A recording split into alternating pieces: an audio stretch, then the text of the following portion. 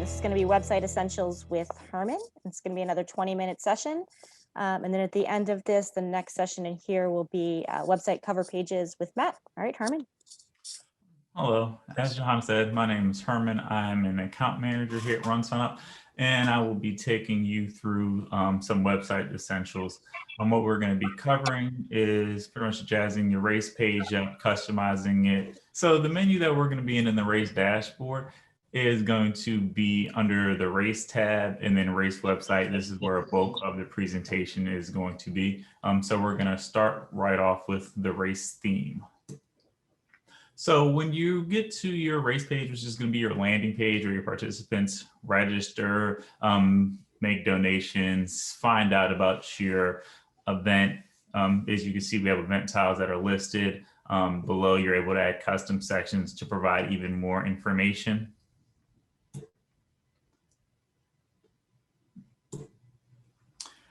So with the race page, we have two different templates. The first is going to be the horizontal, which is the default, as you see with the banner stretched across the top, your race menu along the top of that. And then the other option is going to be the vertical.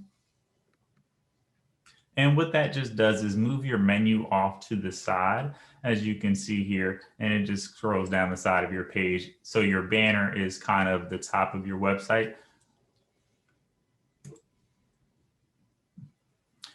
So with some customizable options with the templates, so you have your design layout. So this will allow you to set up your alternate layout view. What you just saw on the previous page was the default. What the alternate does is move your title below, so it makes your banner pop more and there's no wording above it. You can see you can change your how the race name is displayed, your header color, the navigation. This is where if you have a lot of menu items, you can have that more drop down automatically extended. You also can change how your events are displayed, and in the footer at the bottom of your page, you can show or not show your race logo. With social media, that'll allow you to add your Twitter and Facebook feeds that go on the right side of your page. And with the homepage custom content, you're able to add a custom tagline. If you have a motto or maybe a phrase that you want to add to your race page, you could do that. You can also add your countdown clock, and that could just be set to the event, to the date that your event starts, and then it'll count down from there. And also with the race theme, you're able to customize your color scheme. So this is going to be able to fit your race page more to your brand. So you're not just going to have the RunSignup colors on there. And these are customizable colors. You can do the background color, the font, headers, donation buttons, secondary menus, and things of that nature that you're able to change. A real neat tool that we have with this is if you're trying to pull a different color off of a website, you could just click on it and there's a little droplet and you can click the exact color from another website or web page that you have, and it will pull that directly in. And also you're able to add your race logo here, and that's just going to be on the top left of your race page. What we have found that works best is if you're going to use a square image, because it's going to autofill to the size of the race logo box. It's going to show on your race website. And you're also able to add the race banner. And again, we're still within the race website, race theme menu. So all of these options that we're just going through are going to be there. And then the banner, we have a lot of high definition customizable ones that you're able to add in if you don't have your own photo. With the banner, you're going to want your image to be 1200 by 400. This is going to get you the best results. And now we're going to move into custom sections. What custom sections are just added sections that you're able to add to your race page to provide more information. For example, if you have a referral program, you can add that information there. A big hit with the custom section is FAQ pages. So what this just is it's the page where you can add it onto your menu. And this is going to let participants know a lot of questions, possibly save you from getting a lot of emails. Where's parking? What time should we show up ahead of time? Things like that. You can add any race highlights in there. A lot of custom sections that are also added in pictures and videos from maybe previous years too. If you want to add in a picture or video, we have a nice attachment button so you can add a PDF or an image. So a lot of races will add the course map in just as an image file. The one thing you should remember, if you're going to use a PDF, it is going to be a clickable link. So it's not going to automatically be open as if an image would be. Page visitor would have to click on that PDF link before they're able to see the file. And then with the attachments, you have 3 options of how you would want it to be aligned on your page. So I get a lot of questions about how to embed videos or widgets into the race page. You're able to do that through a custom section. So with using the drop down when creating a custom section, it makes it real easy. So what you would just do is pick the file type. So let's say if you have a YouTube video from last year's race that you want to add, you would just go to YouTube, pull your video up, and in the URL, you'll have your YouTube video ID. And what you would just need to do is take that video ID and plug it into the text field that's just below the embed video. You can't see it now because it's hidden by the drop-down menu. And then once you just save, that video is going to be embedded in your page. So you can also do this with playlist, race day photos, or running a head map, which that kind of just is an interactive map that shows your course map if you just didn't want to have a picture up there. So the next thing is you have all your custom sections added and you add 15 of them and they're not in the order you want. So instead of having to delete all of them and then re-add them, we have an option in the race website layout, which will allow you to move them up and down. So once you get to the layout menu, it's going to take you to what appears to look like your race page, and next to every custom section, there's going to be up and down arrows, as you can see, and then you can just move them up and down as you want. So next thing is, once you have your custom sections added, you might want to switch them to menu items and things like that. And that's where the custom content display is going to come into play. So when you're in this menu, you're going to get a little table. So on the far left-hand side of the table, your content title, that's going to be the different custom sections that you have created and added. So if you look for this one, there's course info, race day parking, ultra running in Vancouver, edit registration, your refund policy. So you can set those as sub-menu items. This is going to be the menu across the top, or you can display them as the main menu. So if you're going to do it as a sub-menu item, what's going to happen is that it's going to create a drop-down menu on your menu. So if you look with the race info one here, you see the little down arrow. That means that there are sections that are sub-menus under that. So when you click it, you'll get a nice little drop-down, and then they'll be able to filter through. What this does is kind of cleans up the menu a little bit. Sometimes a lot of races don't like to have the more option because sometimes page visitors don't notice it or don't click on it, and they probably miss out on a lot of important information. But using the race info, which is more towards the front of the menu, it's more likely to be seen and clicked on.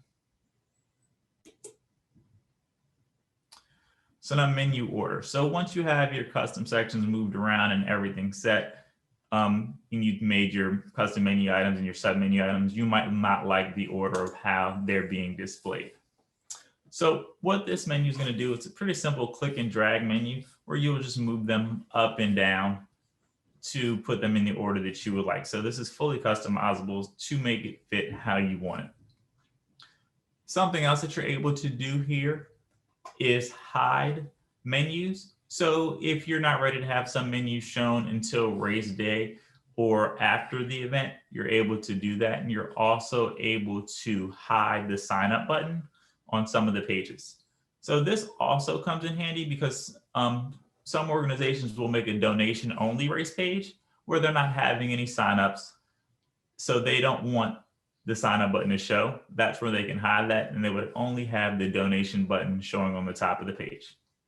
This is also useful if you're creating a race series and you want to have a landing page for it, just to have all the information about all of your events on one place, and you want to share that to be able to direct other direct to other race pages, you also maybe want to have the sign up button hidden for that. That's kind of how it looks like when you have your custom sections added. As you can see, the menus have changed from the previous picture. So some are hidden. So as you notice, the more drop down's not there. You have your FAQ page on there, earn a free race, things like that.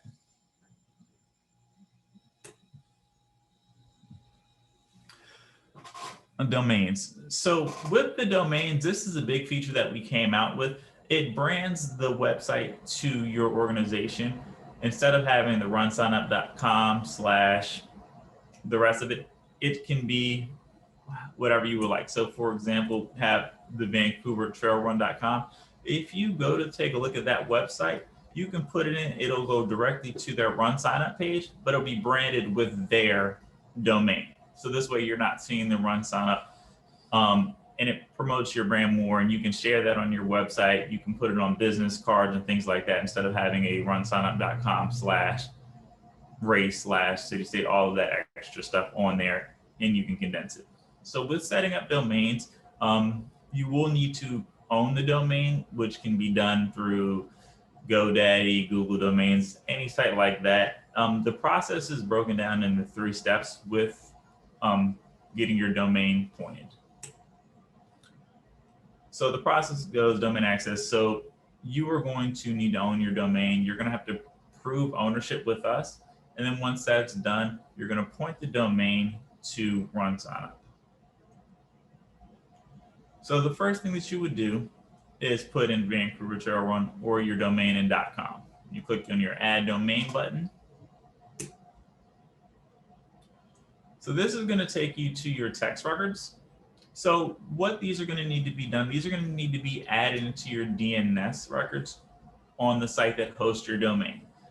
So with this, the verification process could take up to 72 hours. So if you do put it in and nothing happens immediately, don't worry. Just give it some time. The verification will go through if they are added correctly. So if they're not added correctly, there might be a typo or anything like that. You might put something in the wrong spot. It's just going to expire after 72 hours. Unfortunately, you will have to wait the full 72 hours. So if you do notice you made a mistake, you'll just have to wait for it to cycle through. And what it's just going to do is expire, and you're just going to have to start over. So you would just go back to the first step, put your domain in, click add domain, and you'll get a new set of text records to add. So once you have your text records added, the next step it's going to do is give you your an A record and your C name. So a lot of times that people get tripped up on this step, it's because they add 2 A records. So when you're in your domain, your DNS records, you're already going to have an A record there. You don't want to add a new one. You're going to want to edit the one that you have there. So there's only one. So that's kind of what happens. And then once that is done, you'll get the green check mark. Your domain will be live. Everything will be good to go. And that will get your domain pointed over to RunSignup. So then once you type in your domain, it's going to direct to your race page. Got through that a little quicker than I thought, but that just leaves more time for questions. So does anybody have any questions? Jordan, were we getting anything? Yeah, so that's, I'm glad you got done early. So, so somebody asked, is there a way to hide the name of custom sections? As in just have a blank custom section on there? Yep.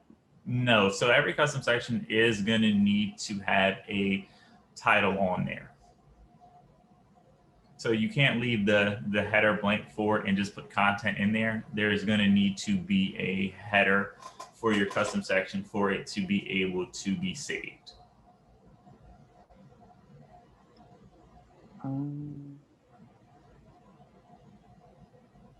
Let's see here.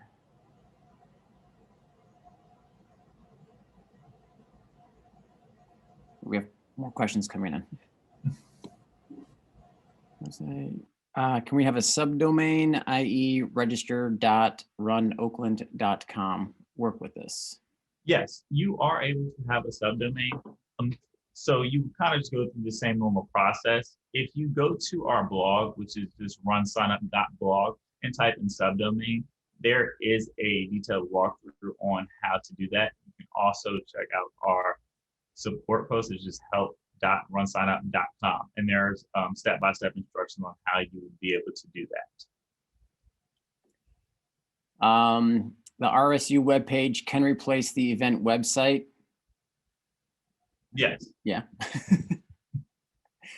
Can you create a domain for a race that has already opened? Yes. So once the process has gone through and your domain has been allowed and approved, you can replace wherever you might have shared the run signup URL with your domain. But there is no time restrictions on when it can be done. So you can do it before or after your race has started. Does it make sense to use a custom domain when you have multiple races, or does it work best when you only have a single event? I'm not sure if that's asking, do we have the Run Through Hell 5K, 10K, or do we have the Run Through Hell and then the Thanksgiving Day run and the Christmas Day run? All of those should be individual. Okay, so with the domains, you can only have one domain per race page. So if you do have a bunch of different races, but you only have one domain, it might be better you could create a new race and just use that as a landing page for all of your other events. Some organizations do have multiple domains, so they may have a domain for each race that they have. So in that case, it doesn't really make a difference. But if you are only have one domain and you're thinking about you have maybe 5, 10 different races, and you trying to decide, oh, which race should I use my domain on? If you do have the extra time, it might be worth just creating a new race page that you're not going to use for a race per se, and just use it as a landing page. So you can have your domain branded there, and then you can use custom sections to add more information about each one of your different races, and then you can link them to. So if you're talking to somebody, you can just say, oh yeah, I'm an event organization, we put on events. Here's our website. You can find out about all of our different races there, instead of trying to decide which one race you want to attach your domain to. We have, looks like Johanna got some of these already. Oh, looks like Andy answered Brian. So yeah, Brian, when you have a YouTube video up or something like that, it's just pulling in from that channel. So one thing you are going to want to keep in mind with videos from other sites, you're going to want to make sure those videos are public. Because if you have your video set to private on another website and we try to go to pull it, it's not going to work. Can the fonts be changed? For the overall website, no. Within a custom section, you're able to change the fonts. We don't have many to choose from, but when you're creating a custom section, there is a paragraph drop down, and you'll see a few different colors and a few different sizes of text that you're able to select from. You can also bold, underline, italics, those fonts too. But for the overall race page, no.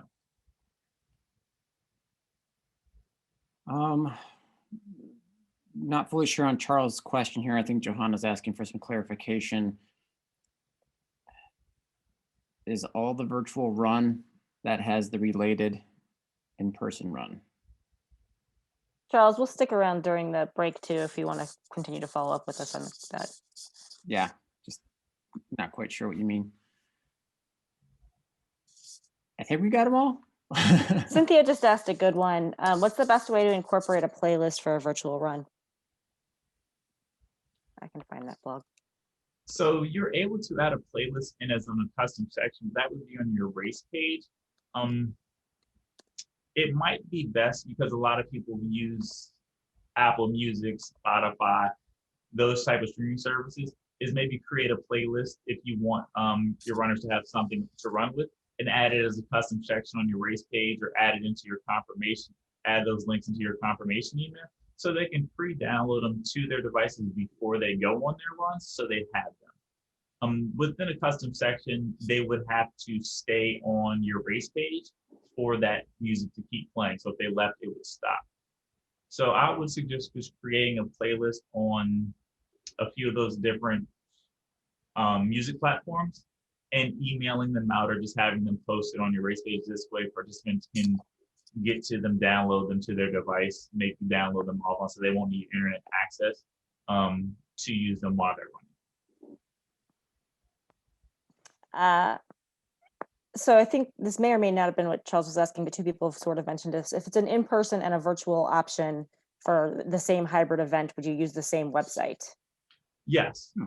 So if you, let's say you're offering a 10K in person and you have a 10K virtual, you would just add those both as separate events.